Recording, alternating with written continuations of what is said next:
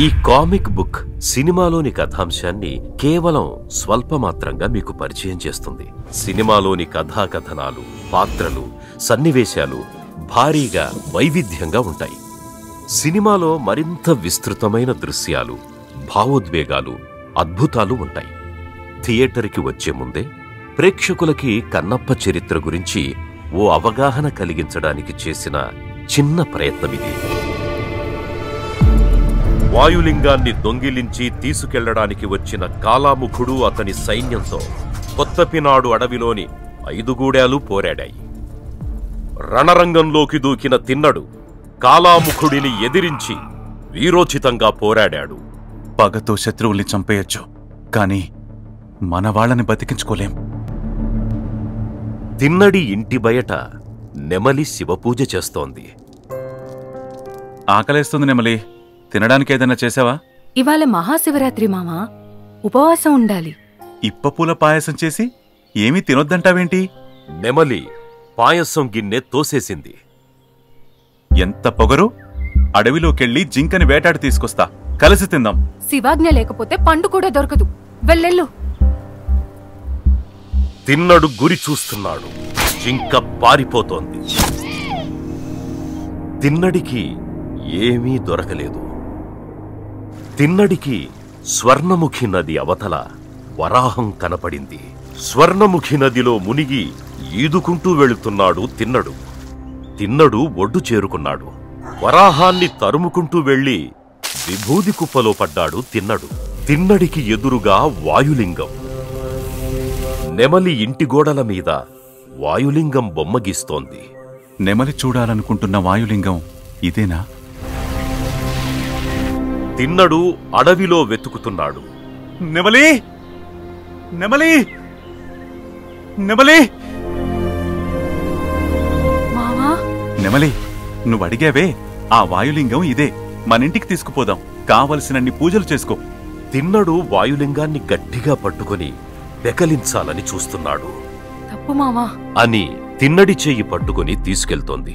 తిన్నడు వెనక్కి తిరిగి వాయులింగాన్నే చూస్తున్నాడు. వాయులింగాన్ని తాకిన క్షణం నుంచి తిన్నడికి ప్రతి వస్తువులోనూ శివలింగమే కనబడుతోంది. అన్నం ముద్దలో శివలింగం. వాయులింగం మీద నోటితో నీళ్లు పుక్కిలిస్తున్నాడు తిన్నడు. అడవి పూలు, ఆకులు వాయులింగం మీద ఉన్నాయి. తిన్నడు ఆకుదొప్పల్లో ఉన్న మాంసాన్ని వాయులింగానికి నైవేద్యంగా పెడుతున్నాడు. తిను శివయ్యా, లేత కుందేలు మాంసం తేనెలో నంజుకు తింటే భలే ఉంటది అని వాయులింగానికి మాంసం ముక్కలు పెడుతున్నాడు. మహదేవ శాస్త్రి కళ్లల్లో కోపంతో నిప్పులు కురుస్తున్నాయి. నీచుడా, పరమేశ్వరుడికి జంతు మాంసం నైవేద్యం పెడతావా? అపవిత్రం చేశావు కదరా. నా దగ్గర ఉన్న విలువైనది నైవేద్యం పెట్టాను, తప్పే ఉంది సామి. ఇతను చేసిన అనాచారానికి తగిన శిక్ష పడాల్సిందే. కంప! తిన్నడిని కంపడు అతని అనుచరులు కొరడాలతో కొడుతున్నారు. పక్కనే ఉన్న నెమలి ఏడుస్తోంది. శివయ్యా, శివయ్యా! వాయులింగంలో 2 కళ్ళు ప్రత్యక్షమయ్యాయి. ఓ కంటి నుంచి నీరొస్తోంది. అయ్యో, నా శివయ్య కళ్ళల్లో కన్నీరు అని తనని కొడుతున్న వారిని తోసుకుని పరిగెడుతున్నాడు. వాయులింగంలో కంట్లో నుంచి రక్తం వస్తోంది. ఏమైంది శివయ్యా? ఏం కష్టం వచ్చింది? ఇప్పుడు నేనేం చెయ్యాలి? గణపయ్యకి తల నరికి ఏనుగు తల తీసుకొచ్చి పెట్టావు కదా, అలాగే కన్నుకి కన్ను. తిన్నడు తన కన్ను తీసి రక్తం వస్తోన్న కంటి ప్రదేశంలో పెట్టాడు. 2వ కన్ను నుంచి రక్తం వస్తోంది. నెమలి స్పృహ తప్పి పడిపోయింది. మహదేవ శాస్త్రి నిశ్చేష్టుడై చూస్తున్నాడు. భయం లేదు శివయ్యా, వైద్యం తెలిసింది కదా అని బాణం తన 2వ కంటి కొసన పెట్టుకున్నాడు. వాయులింగం మీద రక్తం వస్తోన్న కన్ను దగ్గర తన కాలి బొటనవేలు గురిగా పెట్టాడు తిన్నడు. క్షమించు శివయ్యా, గుర్తు కోసం కాలు పెట్టాను. వాయులింగానికి తిన్నడి 2 కళ్ళు. తిన్నడు స్పృహ కోల్పోయాడు.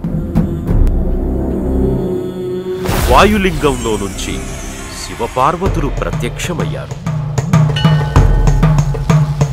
తిరిగి 2 కళ్ళు పొందిన తిన్నడు శివపార్వతులకు నమస్కరిస్తున్నాడు. తిన్నా, త్రినేత్రుడికే కళ్ళిచ్చి కన్నప్పయ్యావు.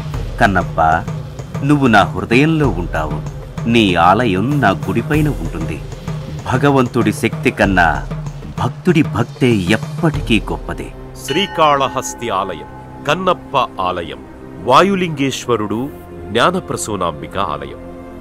వాయులింగంలో నుంచి ఈశ్వరుడి వాక్కు వినబడుతోంది.